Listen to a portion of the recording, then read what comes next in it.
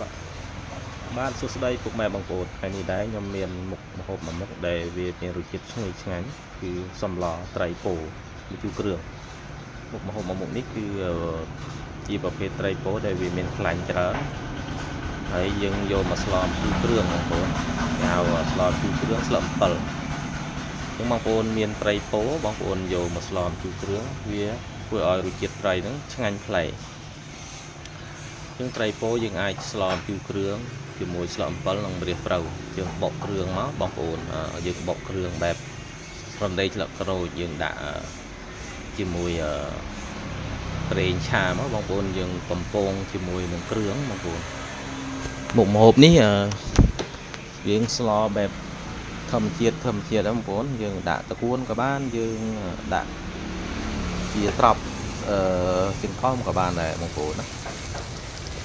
នេះបងប្អូនគ្រាន់តែបំពងគ្រឿងឲ្យរៀងឈ្ងុយចឹងមកបងប្អូនដាក់ជាមួយនឹងត្រី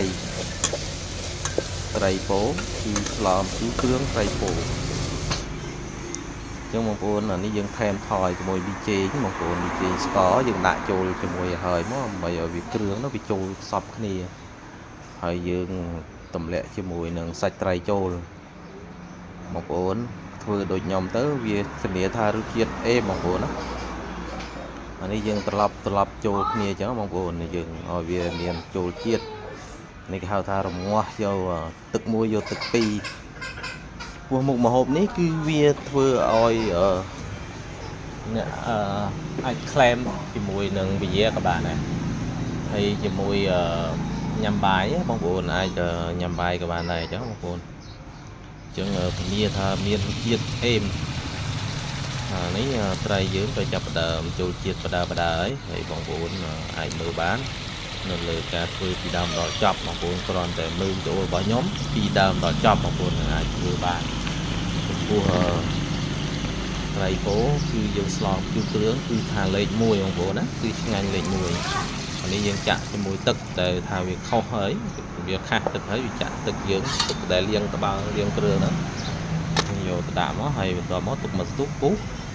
យើងចាប់ដើមបង់ជាមួយនឹងម្ជូរស្លឹកត្រួយ7បងប្អូនណា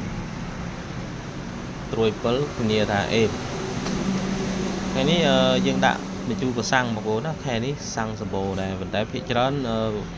ស្លម្ជូរគ្រឿងត្រីពោនេះវាផ្ដោតលើត្រួយ7បងប្អូនដាក់ត្រួយ7វាកាត់ជាងបងប្អូនហើយបន្ទាប់មកវារួចរាល់ហើយបងប្អូនហ្នឹងហើយបងប្អូនសន្លយើងគឺឆ្អិនហើយអរគុណណាបងប្អូនតាមដានវីដេអូក្រោយអរគុណ